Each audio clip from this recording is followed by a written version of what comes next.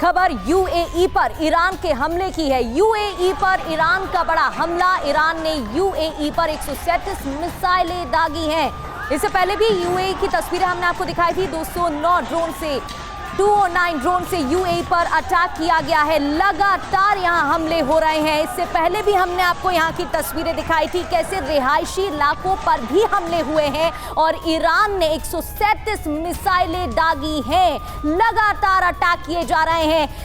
रिहायशी इलाकों में अटैक हो रहे हैं, इमारतों में आगजनी देखने को मिल रही है। और ये देखिए हाई राइज बिल्डिंग की तस्वीरें, धुआं निकलता हुआ दिखाई दे रहा है। रिहायशी इलाकों में बीचों बीच मिसाइलें दागी गई हैं, बीचों बीच यहां पर अटैक किए गए हैं।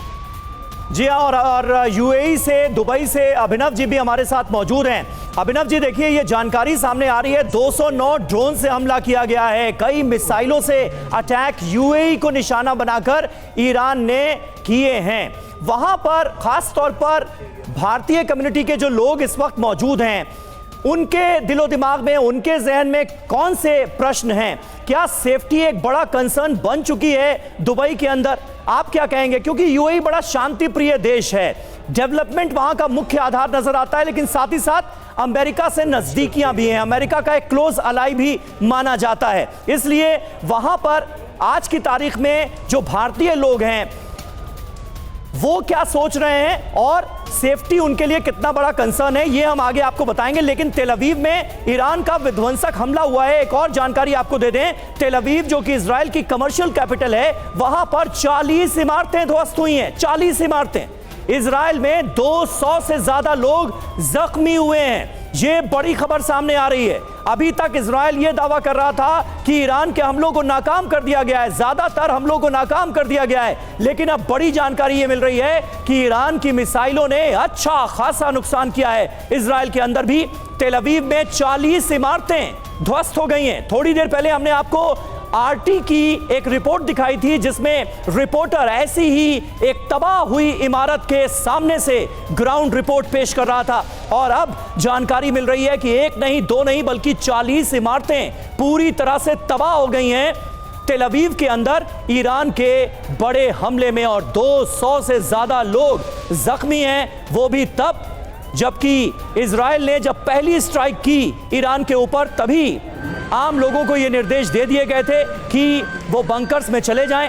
और इजराइल ने सुरक्षा के मद्देनजर बड़े इंतजाम किए हैं। ऐसी कोई भी सिचुएशन आए तो जगह जगह बंकर्स मौजूद हैं, जहां पर लोगों को भेज दिया जाता है और वहां पर वो सेफ और सिक्योर रहते हैं। लेकिन उसके बावजूद भी ये बड़ा नुकसान हुआ है। 40 इमारतें तो तबाह हुई ही हैं, साथ ही साथ 200 से ज्यादा लोग घायल हुए हैं ईरान के ताजा हमले में, ताजा स्ट्राइक में। ये जानकारी सामने आ रही है। अभिनव जी क्या कहेंगे? दुबई में जो लोग मौजूद हैं, खास करके जो भारतीय लोग, उनके जहन में इस वक्त सेफ्टी को लेकर, सुरक्षा को लेकर क्या कंसर्न्स है? सेफ्टी को लेके यहाँ पे यही है कि सबसे रिक्वेस्ट यही है, और सबकी ग्रुप में और हर जगह रिक्वेस्ट भी यही आ रही है कि अननेसेसरी ट्रैवल को अवॉइड करें। ठीक है, कहीं पे भी जो कॉमन एरियाज में अननेसेसरी बाहर ना जाए। ठीक है, अपने बच्चों के साथ, फैमिली के साथ अपने घर पे स्टे करें। ठीक है, और अवॉइड करें बैल्कनीज में और ग्लास डोर के आसपास ना बैठे, क्योंकि जो भी ये मिसाइल जो भी इंटरसेप्ट हो रही है, उसके डेब्रिस जो नीचे गिर रहा है, उसका असर कहीं बैल्कनी में इधर उधर आने का चांसेस ये रहता है। बट यूएई गवर्नमेंट के टाइम टू टाइम मतलब प्रोटोकॉल्स और जो इनके मैसेज आ रहे हैं, तो सबसे ये रिक्वेस्ट है कि फेक न्यूज़ को मतलब बिल्कुल भी फॉलो ना करें। जो यूएई गवर्नमेंट यहाँ पे जो डायरेक्शंस जो सेंड करे टाइम टू टाइम, जो इनके अलर्ट्स आ रहे हैं, उसको फॉलो करें। और बाकी इंडियन कम्युनिटी में we are in many groups, तो सब एक दूसरे के साथ खड़े हैं और सबका यही कहना है कि बस अननेसेसरी बाहर के ट्रैवल ना करें।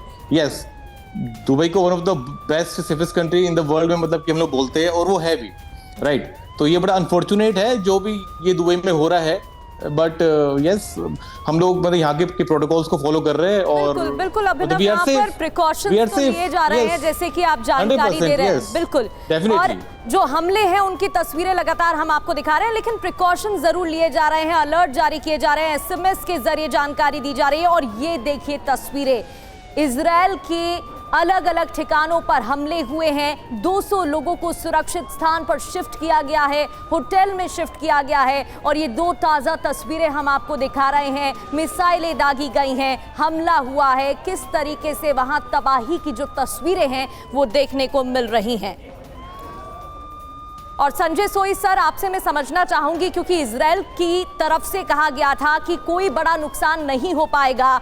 यहाँ डिफेंस सिस्टम एक्टिव कर दिया गया है, आयरन डोम एक्टिव कर दिया गया है, लेकिन ईरान आग बबूला है। साफ है, खामनेई के खात्मे के बाद एक्शन लिया जा रहा है और ये तस्वीरें साफ बयां कर रही हैं नुकसान तो हुआ है। ये देखिए, इस बार देखिए, जब हम देखते हैं पिछले साल जो हमले हुए थे ईरान के, उससे कई बेहतर हमले करने में सफल हो पा रहा है ईरान, और उनका ब्रेक थ्रू भी हो पा रहा है। काफ़ी ज़्यादा संख्या में उनकी मिसाइल्स और ड्रोन निकल जा रहे हैं, एयर डिफेंस सिस्टम को बीट कर पा रहे हैं। हालांकि इजराइल के पास लेयर्ड एयर डिफेंस है, एरो है, डेविड स्लिंग है, आयरन डोम है, अब इन्होंने आयरन बीम भी बनाया है, लेकिन फिर भी जब इतनी बड़ी संख्या में आते हैं तो वो उनके ओवरशैडो कर जाते हैं, उस संख्या को हैंडल नहीं कर पाते एयर डिफेंस।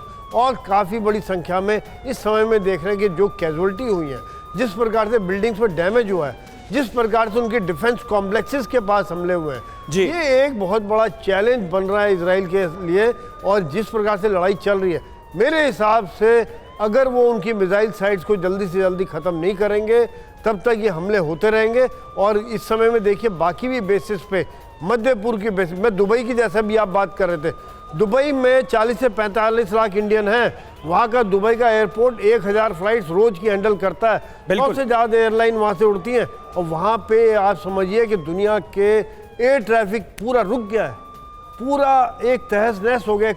कॉन्फिडेंस लूज हो रहा है आज अमेरिका के एयर डिफेंस सिस्टम पर, वहाँ पर कि आपने जो वादा किया था, लेकिन यहाँ फिर भी अटैक हो पा रहे हैं। ये सब देखते हुए अभी देखना पड़ेगा कि आगे क्या होता है, ईरान कितने दिन सस्टेन कर पाता है। सबसे बड़ा सवाल यहाँ पर ये रहेगा। समीर, सवाल तो ये भी है मनीष की ईरान में रिजीम चेंज की ये जो सनक है, इसके चलते अभी और क्या क्या होने वाला है, और कितनी तबाही और कितनी बर्बादी अभी देखनी बाकी रह गई है। ईरान के लोगों के मैं साथ हूं, यही तो कहते थे डोनाल्ड ट्रंप। आज वही ईरान की जनता, ईरान की आवाम सड़कों पर उतरकर मातम मनाती हुई नजर आ रही है खामनेई की मौत का। स्कूल पर हमला हुआ है, 148 लोगों की मौत हुई है, जिसमें 125 से ज्यादा तो मासूम छोटे छोटे बच्चे थे। किस मुंह से कहेंगे डोनाल्ड ट्रंप की वो ईरान के लोगों के साथ है? देखिए, खैर अमेरिका से ये उम्मीद करना कि वो इन सब बातों की परवाह करता है तो यही बेईमानी होगा। उनको अपना लक्ष्य चाहिए, उनको अपना फायदा चाहिए।